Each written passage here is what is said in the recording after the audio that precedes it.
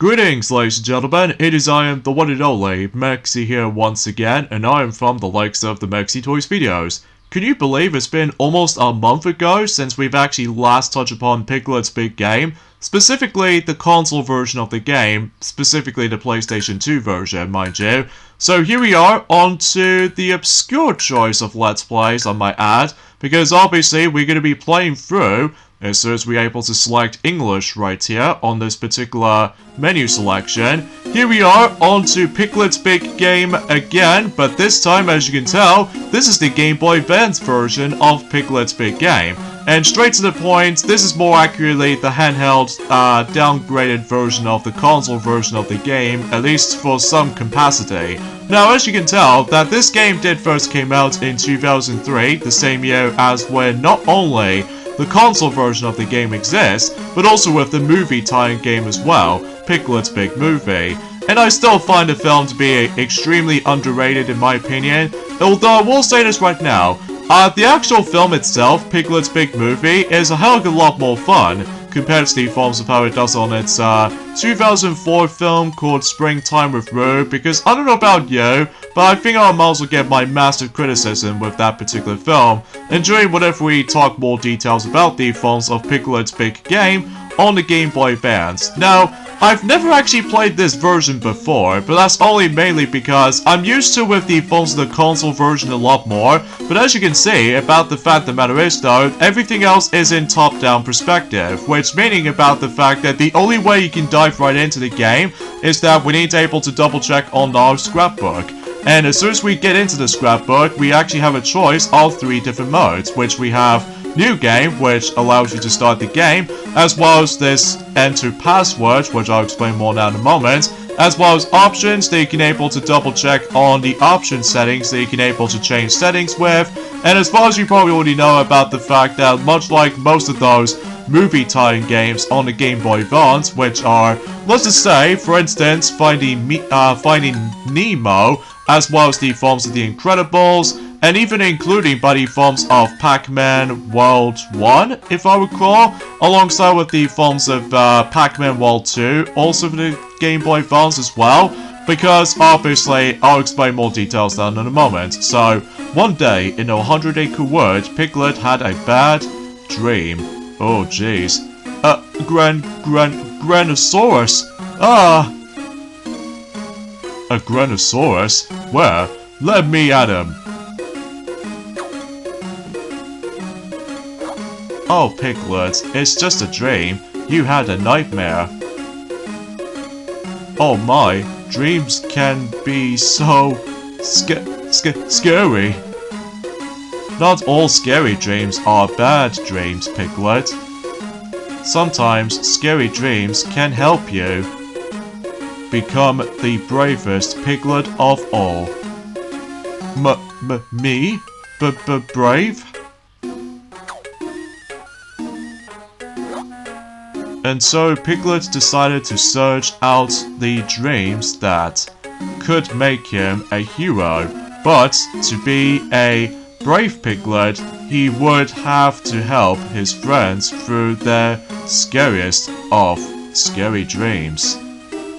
So obviously the plot remains the same as the forms of how it does it on the console version of the game, except with this one specific difference you probably might as well expect if we managed able to walk around for a bit in the actual world map screen. So as you can see, rather than having ourselves 6 streams, or technically 7 levels to go through, this version only has 5 levels, which we do have Pooh's Dream, Rue's Dream, as well as Eel's Dream, and Rabbit's Dream, and also Flooded Ruins. The only 2 dreams that was cut from the actual version itself, which are Owl's Dream and Tigger's Dream, because of the forms of the handheld's limitations. So, as you can see, the only dream we can only get into at this point is Pooh's Dream. And something tells me, similar to the forms of how it does it in the console version of the game, those dreams will take place in a different environment. So, which I do appreciate about this, especially concerning about the fact that, again, this is my first time experiencing this version.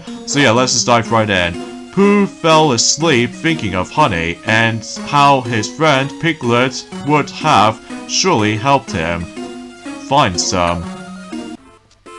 So obviously this takes place in the forms of the Candy Land, or the Candy Dream more like.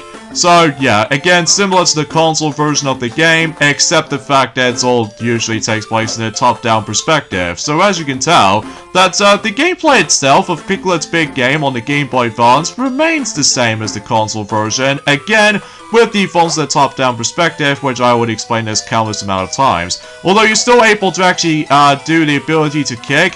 However, the only way you can able to kick in the game this time around though is that, as you can tell, there are tons of sparkle effects on certain objects, which this is the only way you can able to grind cookies in this game. Although relatively speaking though, it's about the fact that unlike the console version of the game, that every time you kick something, when it's like shakeable and stuff like that, and you receive some cookies with, well, apparently though, you only get 2 cookies instead of 5, unlike the console version. So because of this though, again, because of the handheld's limitations, so I couldn't expect this much. So either way, now we have to speak to Al, which we've already did right there, and that way we can able to proceed to the actual world itself. So obviously, aside from the fact that the actual the layout itself plays pretty much identically to the console version of the game.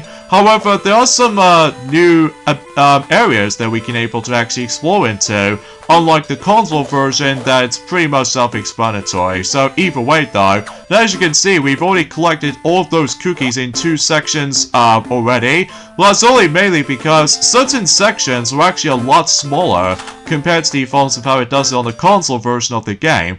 Again, because of the handheld's limitations. And on top of all that stuff though, is about the fact that, well, obviously collecting cookies is still a guaranteed able to actually get some progressioning throughout the game. However, you probably already know about the fact that since we're going to be keep on collecting just only 2 cookies, depending on the forms of some sparkle effects here and there, and speaking of such though, let's go ahead and push this little weird object to the other side. So, relatively speaking though, it seems kind of weird able to actually have this particular iconic music in the journey forms of some random areas throughout the whole game. So as you can see, we come across into the Brave-Faced Factory once again, except this time around though, remember how the fact that in the console version of the game, basically you do need to get the ridiculous amount of cookies in order to able to actually spend on something, specifically if you're trying to activate, you know, the new Brave Face you can able to actually just do, like, unlocked and stuff like that. And I'll get into more details on that in a moment, because as you can see, similar to the forms within the console version of the game, that we actually come across into the first item inventory right here, which appears to be none other than the actual stick itself. However though, unlike the console version of the game, you do able to have the ability to able to carry up to 3 items, because obviously with the 3-button inventory item storage, in this version of the game this time around though, you can only carry up to 2 items, so meaning because you do have less buttons to work with, so the only buttons you can only use items with, which there are the L and R buttons, and that's pretty much about it. So either way though, because again, my first time experiencing this particular game might not be the most impressive first impressions I might add. Well, aside from the fact that because I'm still used to with, oh, we got ourselves a candy cane key. Okay, no need to able to worry about the forms of trying to hit back and then just try to sort something out with the forms of the actual cotton candy blocking the door situation. Well, unlike the console version that we can, by simply able to actually ask Pooh or Al. Well, it's been a very long while since I actually played Piglet's Big Game after the events of by the end of March. But either way though, let's just go ahead and use the key to open up to the actual house itself, which unlike the console version that, you know, you have to use the actual water spray to get rid of the, you know, cotton candy to progress. So either way though, because chances are though, this is basically it's like the watered down version of the Piglet's Big Game, at least for my agreement right there. So either way though, let's just go ahead and deal with the first combat situation right here in the Game Boy Advance version, and it plays pretty much exactly like the forms of how it does on the console version, although except the biggest difference is this time, that basically we start the thing off as in 3 button combinations this time, as opposed to 2. Although, relatively speaking though, the name of the game remains the same, so basically though, you have to be able to input the actual, or just trying to press certain button combinations as fast as you can, before either the Heffalumps or Wurzels will try to scare you. Although, the only noticeable thing about this is though, is about the fact that we do actually have ourselves 3 units of health, or to be more specifically, the actual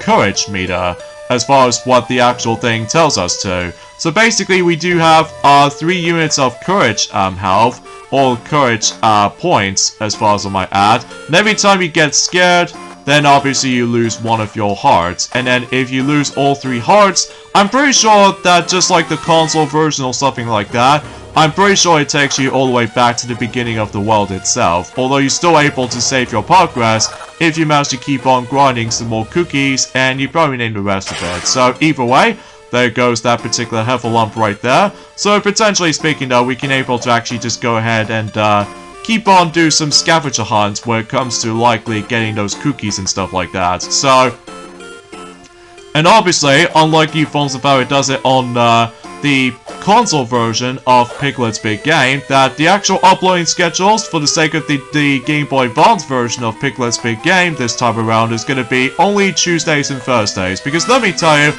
this version of the game is actually going to get a lot shorter compared to the forms of how it does it in the console version. Well, it might be still a bit lengthy at times, especially concerning about the fact that, well, let's just say, much like the forms of how it does it on the console version of the game, basically though is about the fact that this game does encourage you to able to do a lot of backtracking around here. So either way, thankfully, we're able to melt the actual chocolate door, so that way we can able to continue proceedings for this point. And something tells me, the actual layout of the entire dream itself is radically a lot different compared to the forms of how it does it on the console version. Like, for instance, I did not notice there was actually a shuffle in this world, which I almost first thought that was going to be a nonsensical kind of thing, because again, I'm used to with the console version a lot because of my nostalgia reasons, but for what I've played this so far on the Piglet's Big Game on the Game Boy Advance, I think the only time I do remember this game is to able to watch gameplay footage of it back in very, very long time ago.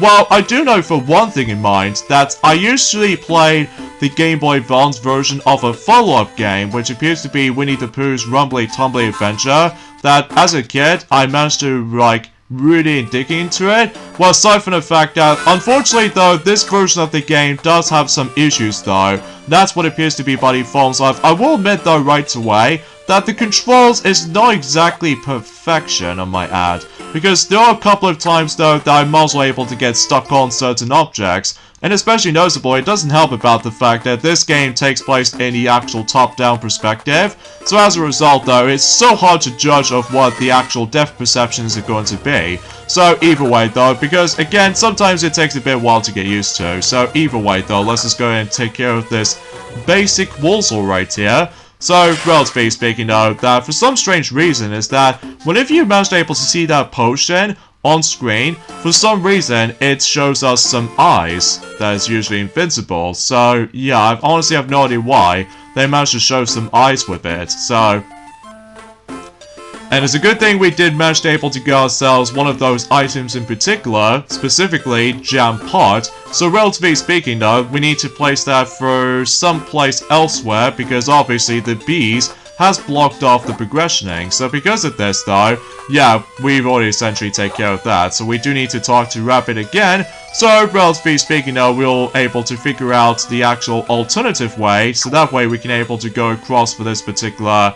Or actually, gonna think about it though, I don't think we can able to actually go into the opposite direction, because obviously that's well, as far as I'm aware, there are some cookies laying around. So either way though, in fact, let me know in the comments down below for the question of the day. Have you guys ever experienced the Game Boy Advance version of Piglet's Big Game? Because I don't think I actually got the original cartridge version of the game back in long time ago anyway. Because again, I'm pretty much used to with the console version a lot more, just because of all that a lot of freedom you go into, and on top of all that stuff though, I just have no idea why that the Game Boy Advance version just somehow managed to cut 2 dreams, which are Owl's Dream and Tigger's Dream, but again, it's probably because of the handheld's limitations. So, but either way though, I understand about this particular predicament right there, but it's just about the fact that one thing I do appreciate about the console version, to me anyway, is how unique certain themes are. Well, this version of the game also has unique themes as well,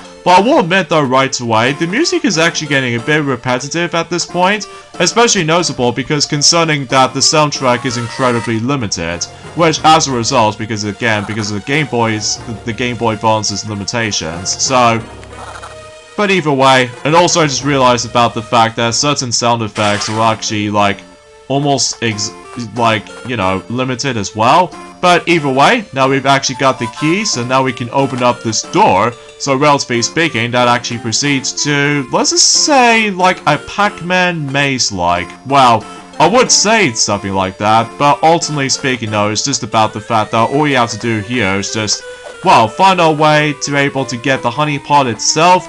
And every once in a while though, about the fact that we're trying to grind some more cookies along the way, because much like the console version of the game, you still need to collect a whole bunch of cookies until you're able to unlock more brave faces. And just like the console version of the game, I believe you need to be able to get every single brave faces in order to be able to beat the game I'm pursuing for this point. Well, I haven't exactly thought about this for this point, because aside from the fact that I'm pretty sure the structure of the game itself plays exactly like defaults of how it does it on the console version of the game, except we've got ourselves less buttons to work with, and on top of that, I will admit though, it's just about the fact that the actual, the depth perception feels a bit wonky at times, especially because there are a couple of times that I occasionally get stuck. So because of that though, because I essentially did the first part of this already on my practice run, but there are a lot of times I keep on getting myself stuck into the forms of certain objects, but it's just a way of how the fact that sometimes it can be felt a bit weird at times, so...